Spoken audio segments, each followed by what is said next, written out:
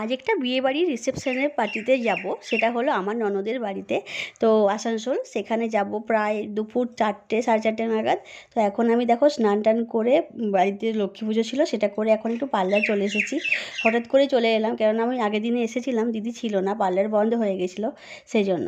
তো আমি একটা ভাগ্নের সাথে এসেছি, ও আমাকে সাইকেলে করে পার্লারে নামিয়ে দিয়ে গেল। আর আমার কাজ হয়ে গেছে, ফ্রু প্লাগ হয়ে গেছে, এরপর আমি বাড়ি যাচ্ছি। তো এই রাস্তা দিয়ে দেখো কত ফাঁকা, আর আমার একা একা ভয়ও করছে যেতে, কিন্তু কিছু করার নেই, বাড়ি যেতে হবে। তো আমি একাই হেঁটে চলে এসেছি।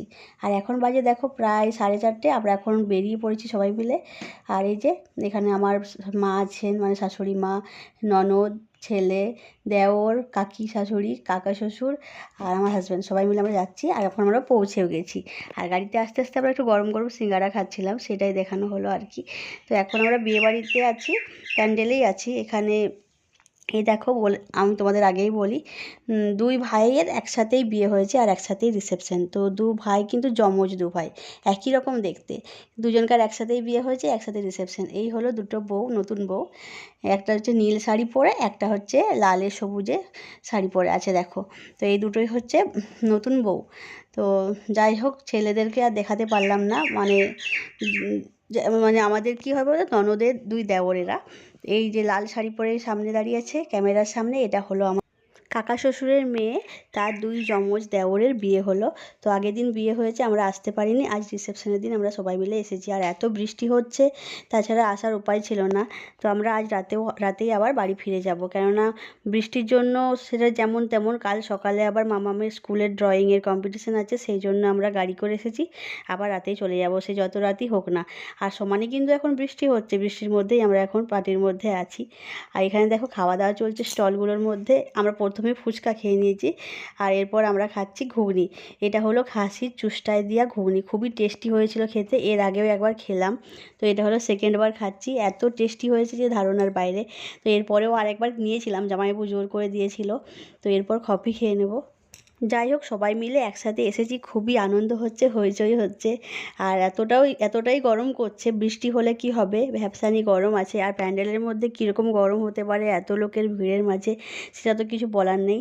আর ঘুগনিটা সত্যিই ভালো হয়েছিল। এরপর যাই হোক, খাবার প্যান্ডেলে আমরা চলে এসেছি। এখানে সব খাবারের ভিডিও করতে পারলাম না, শুধু দেখো এখানে আছে কমলা রাইস, তার সাথে আছে মটন।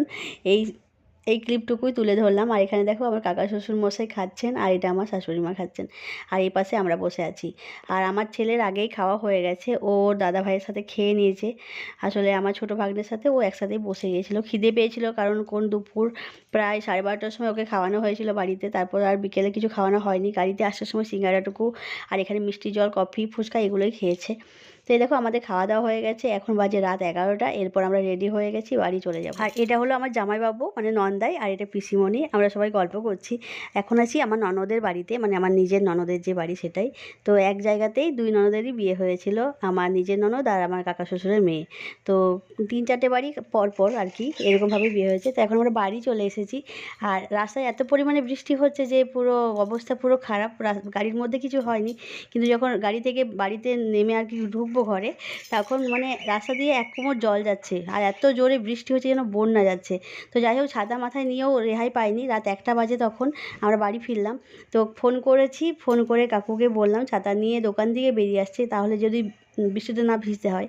কিন্তু কিছু করার নেই, মাথায় ছাতা ধরলে কি হবে, এত জোরে বৃষ্টি, আর তার সাথে এক কোমর জল। ভালো শাড়িটা পুরো বৃষ্টির জলে ভিজে গেল, মানে নামতে তো হবে, আর জল ঠেলেই বাড়িতে ঢুকতে হলো ছাতা মাথায় নিয়ে।